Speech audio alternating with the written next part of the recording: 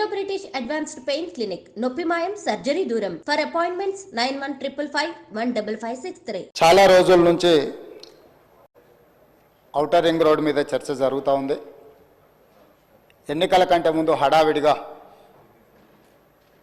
సరైన విధి విధానాలు అవలంబించకుండా టెండర్ ప్రాసెస్ను డీవియేట్ చేసి కొద్దిమంది వ్యక్తులకు ఆయాచిత లబ్ధి చేకూర్చడానికి ఔటర్ రింగ్ రోడ్డును అప్పచెప్పిండ్రని సమాజమంతా తెలంగాణ రాష్ట్రమంతా దీని మీద తీవ్రమైన చర్చ జరిగింది. ఆనాడు Congress party doctor YS Rajasekhara Reddy గారు ముఖ్యమంత్రిగా ఉన్నప్పుడు అంతర్జాతీయ ఎయిర్పోర్ట్తో పాటు ఔటర్ రింగ్ రోడ్డును జైకా నుంచి నిధులను తీసుకొచ్చి ఒక అద్భుతమైన మణిహారాన్ని తెలంగాణ రాష్ట్రానికి అంటే హైదరాబాదు నగరం అంతర్జాతీయ నగరంగా విశ్వనగరంగా రాణించడానికి ఈ రెండు ప్రధానమైన కారణం.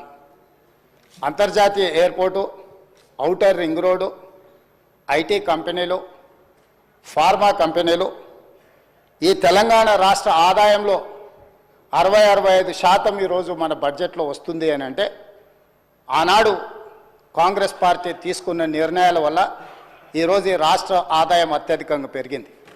ఇదే కాకుండా ఈ నగరం ప్రజల యొక్క అవసరాలు తీర్చాలి, దాహార్తి తీర్చాలి అని ఆనాడు పీజేఆర్ గారు పదే పదే చేసిన ధర్నాల నేపథ్యంలో కృష్ణానది జలాలను ఫేజ్ 1, ఫేజ్ 2, ఫేజ్ 3 కావచ్చు, గోదావరి నది జలాలను హైదరాబాద్ తాగునీటి దాహార్తిని తీర్చడానికి ఈ హైదరాబాద్ నగరానికి కృష్ణా గోదావరి జలాలను తరలించి ఇక్కడికి వచ్చి నివసించే లక్షలాది మంది ప్రజల యొక్క అవసరాలను తాగునీటి సమస్యలను పరిష్కరించింది కాంగ్రెస్ పార్టీ.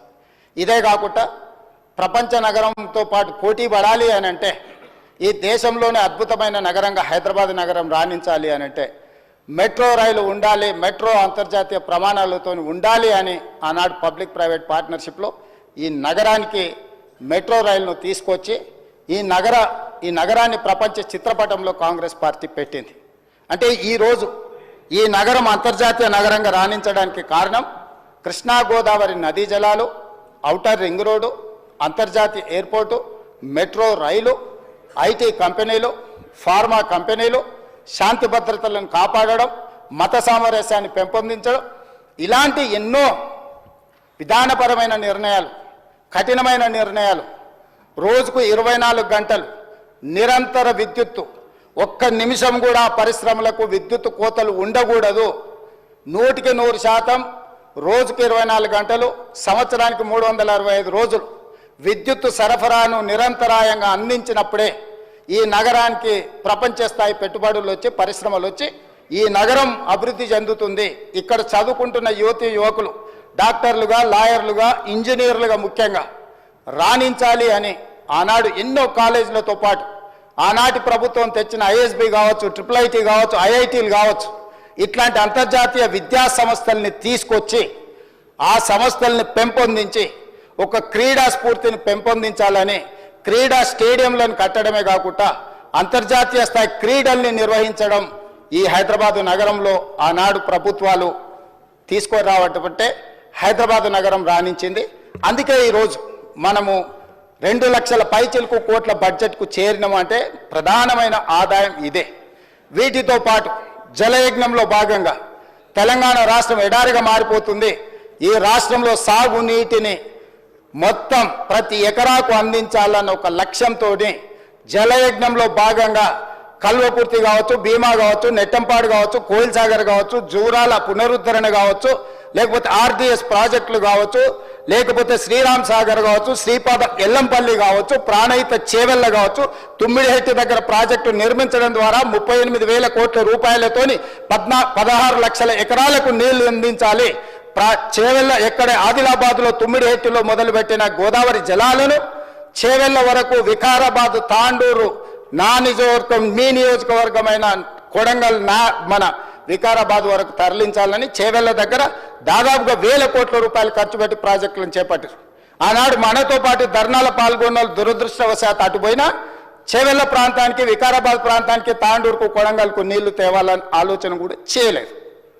ఈ నేపథ్యంలో అద్భుతమైన నగరంగా తీర్చిదిద్ది ఔటర్ రింగ్ రోడ్డుని మనం అప్పు తెచ్చి మొత్తం పూర్తి Hyderabad growth corridor limited HGCL నేతృత్వంలో ఈ అద్భుతమైన ఆస్తిని వేల లక్షల కోట్ల రూపాయల విలువైన ఆస్తిని 6,500 కోట్ల రూపాయల అప్పు తీసుకొచ్చి నిర్మించి అప్పు పూర్తి చేసి డెట్ ఫ్రీ చేసిన అధ్యక్ష.